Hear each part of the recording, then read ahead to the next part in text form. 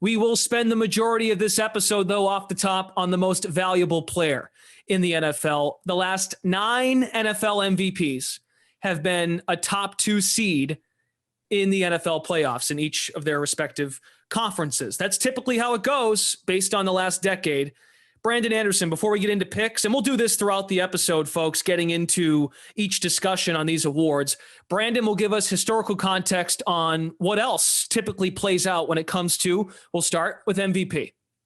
Yeah, so really, the truth is we all know who the MVP is. We know that it is a quarterback's award, and we know that it is a winner's award. Really, that's it. You need to be a quarterback. 14 of the last 15 MVPs have been quarterbacks. Adrian Peterson, the only exception. The last non-quarterback or running back was Lawrence Taylor in 1986. So it is a quarterback's league. You got to be a quarterback. You got to win games. You got to win probably 13 plus games, average 14.1 win pace. Remember, we're on a 17 win schedule now, 17 games.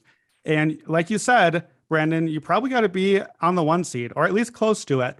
13 of our 14 quarterbacks during this stretch have been a top 2 seed, and 11 of the 14 have been the 1 seed. So one other thing to note too, we love repeat winners here. In that 14 stretch of quarterbacks, Tom Brady, Peyton Manning, Aaron Rodgers, 3 MVPs each for each of them. And they all had 3 repeat MVPs for them.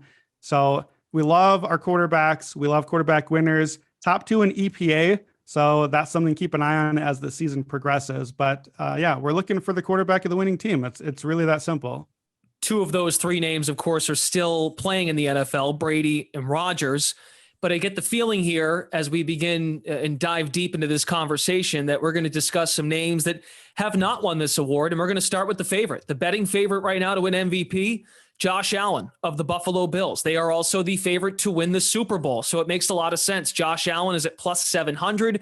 I'm sure we'll also use this as a way to discuss each award, but we'll start with you, Jill. Should we be betting the favorite? Should Josh Allen at this number at plus 700 right now as we sit here today, should we be betting Josh Allen? Not at this stage. The part of the thing too with the MVP market is such a week-to-week movement, and even just like a 2 or 3 game stretch, you could see odds vary very heavily. Even last year, Josh Allen was at a point where he was a favorite, and then near the latter part of the season, you started to see Buffalo struggle a little bit, and then he was back in the conversation by the time we got to week 14 and week 15. Why I'm saying that is that if you play your cards right and you hold out a little bit longer, you may be able to get that favorite at much better odds. Brandon Anderson, you have a follow-up thought on that? Yeah, I agree. Look, Buffalo has the first game of the season, but they're at Los Angeles, the Super Bowl champion Rams. And you could be on the first game of the season. You could be 0-1 for, again, an award that you want to have a guy that's going to win 13, 14 games. So you might have a chance to, on opening night after the first game, get Josh Allen at a better number already if you wait. The Bills open with the Rams, Titans, Dolphins, Ravens, Steelers, Chiefs. That's a tough opening schedule. There's a very good chance you're going to get a buy low spot in there if you do want Allen. And I think too, there's the narrative with Allen is like, well, he's close. He's the next guy. He had the big playoff run. He finished second a couple of years ago.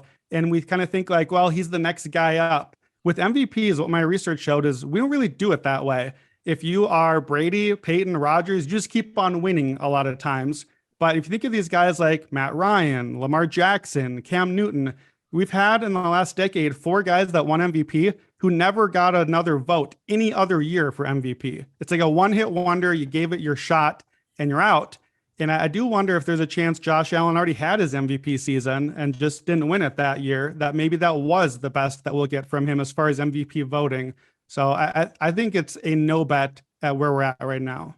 It's an excellent point. I'm glad you brought that up. The Rams, of course, are home. They are the reigning Super Bowl champions, so they host the Buffalo Bills in just a couple of weeks. It's a great point. And I think with this sport, especially, the way the schedule builds is a big factor into how you handicap a prospective future ticket. So let's get into some picks and how we look at the market now in this preseason before the year begins. Joe Gallant, we'll start with you. Who is your MVP pick as of today? I'm going to have to go with another LA squad, but it's the Los Angeles Chargers. I'm going with Justin Herbert. really a natural progression of his career. He finished last season second in total passing yards, 38 touchdowns, 15 interceptions. That latter stat is a little bit of making me a little bit leery about it, but this is the reason being is a quarterback hasn't won MVP with more than 10 interceptions since Peyton Manning in 2013. Now, he also threw 55 touchdowns that year. So you have to like break a record if you're still going to have 10 interceptions. I don't want to kind of put that kind of level on Herbert. But that being said, I don't think it's a coincidence as well that 4 of the top 5 options for MVP odds in Brady, Mahomes, Herbert, Josh Allen, they were also the top 4 quarterbacks in total pass attempts in 2021. So for me, that's the kind of direction that I'll be looking at, is where are these passing offenses coming from? And I also think the Chargers as well, because of how the AFC West is stacked. If they win that division, that's just going to elevate his status. So especially with his win totals, you know, of the Chargers sitting at around 10.5, depending on the book. So Justin Herbert is my best bet to win MVP in 2022. Oh, and Brandon Staley will give us some favors too. They'll go for it on 4th down inside their own 20. And if he completes those, it helps his case. So thank you, Brandon Staley, in advance if Justin Herbert is an MVP candidate in late December. We'll stay in the AFC West, Brandon. Yeah, that's exactly it. I do like Herbert. The biggest problem for me is I like Pat Mahomes and the Chiefs a little better. And you're almost certainly going to have to win your division, because we know you're going to need to contend for the 1 or 2 seed. And we've got another division pick here soon. So, man, that AFC West is loaded with Pat Mahomes. Look, he's kind of the boring pick. It's like, oh, yeah, okay, Mahomes. Well, we know he's good. Let's get the new exciting guy. Well, he's boring because he's great. All 4 seasons he's played, the Chiefs have finished top 2 in offensive DVOA. So they're guaranteed elite offense. Mahomes has finished top 2 in EPA, and they've won at least 12 games every season. They're constantly in the mix for the 1 seed and the AFC Championship game. And he only has gotten votes once in the last year since he won. But that's kind of how this goes with MVP. With guys like Brady and Rodgers, they won their MVP, and then it was a little bit of a gap. We got used to it until they were kind of due again. And I feel like that's where Mahomes is at. Look, it's very simple for me. This is the best player in football. I think we basically all agree on that. He's on maybe the best team with one of the best offensive lines, the best coaching staff, maybe the best offense. It's football in the modern NFL. It all lines up. And on top of it, what I love this year is you have a narrative. We didn't have a narrative the last couple of years. This year, Tyreek Hill is gone. So on the one hand, while I'm a little worried, how will they do without Tyreek Hill? I'm not so worried. We add a lot of talent. We've got Sky Moore, the rookie there, Juju Smith-Schuster, Marquez Valdez-Scantling. There's a lot of other receivers. Travis Kelce is still there. That was arguably the top receiver anyway for them. But now there's a narrative. Now it's like, man, Mahomes is still this good, even without Tyreek Hill. You love the narrative. You love how good they are. Mahomes is great. My one hesitation, tough opening schedule. So you might be able to buy in a bit later. But really, Kansas City's schedule is tough all year. It's been tough for years. It hasn't stopped them. I love Mahomes at plus 900. 3 of the first 4 are on the road for the Kansas City Chiefs: at Cardinals, Chargers home, Colts, Bucks, then Raiders, Bills, Niners, Titans. That is how their schedule opens. Great point about Tyreek Hill. It makes me think of LeBron in the East for years, using an NBA reference. If you dominate with, I don't know, Matthew Dellavedova as your second best player, that makes you look really good. Not to say that Mahomes still has plenty of weapons, no question. So just to kind of round out this discussion, why not mention another player, another quarterback in this division? Russell Wilson has never won this award at plus 1,400. Offensive coach for the first time in his career. He's got Nathaniel Hackett as his head coach this season, coming over from Green Bay. You've also have a situation where they're getting a little slightly banged up. He's got a great offensive line, a better offensive line than he may ever have in his career in Denver. So I thought it was worth mentioning.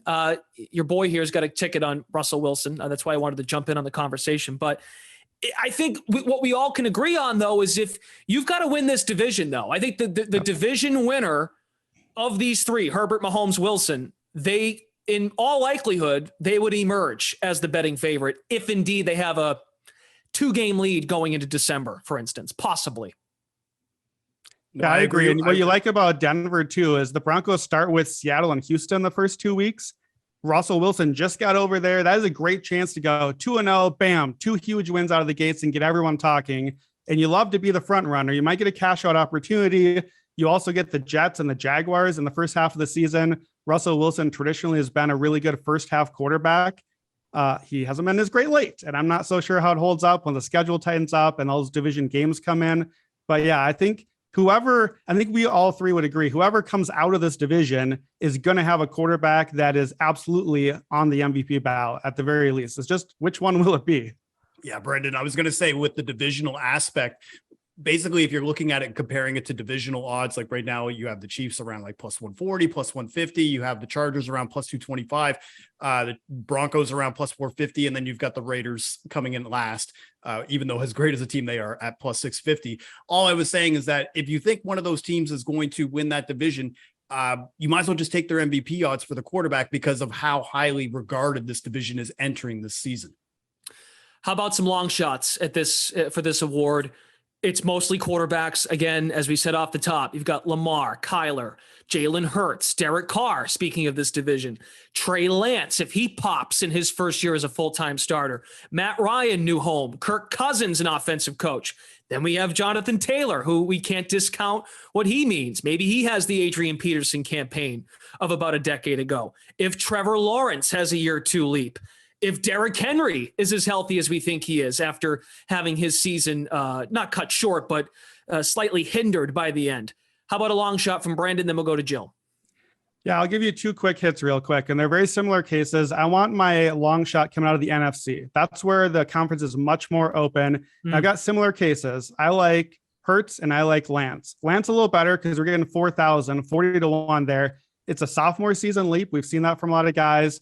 Kyle Shanahan gets the best out of his quarterbacks. We don't know what Trey Lance will be yet, but we've seen what he's done with Jimmy Garoppolo, with Kirk Cousins, with other guys in the past. He elevates them to those elite EPA type numbers. And if you can do that with Trey Lance and then add in the rushing, add in San Francisco as a threat to win the division, maybe come out of the NFC. I like that there. I like that, but actually a little better than Russell Wilson. I think it's a similar sort of case in the excitement factor, but you're second in the division instead of third. You've got a little less competition there. Jalen Hurts, a little bit more open division. Again, similar case. Both these guys are going to add in the running stats. So you get a little bit of a discount on the stats you need, more of the Cam Newton, Lamar Jackson type season. And it's effectively year two for him as well, since he didn't start as a rookie. Eagles have the easiest schedule. Those are my two NFC sleepers. So Hurts at 25 to 1, Lance 40 to 1. I like those for long shots. I like those picks too. Yeah, I was initially looking at Derek Carr, but at 25 to 1 or even 30 to 1, depending on the book, honestly, those odds just aren't correlating to a potential result when you look at their win total and their divisional odds. Whereas you look at the Ravens, on the other hand, with Lamar Jackson sitting around 20 to 1, they are favored to win the AFC North, and they're not going to have that type of injury luck like they had last season. Like he missed 5 games last year. The Ravens were 1-4 in those games. They were 8-3, like before the injury that he suffered, like when he was playing Cleveland.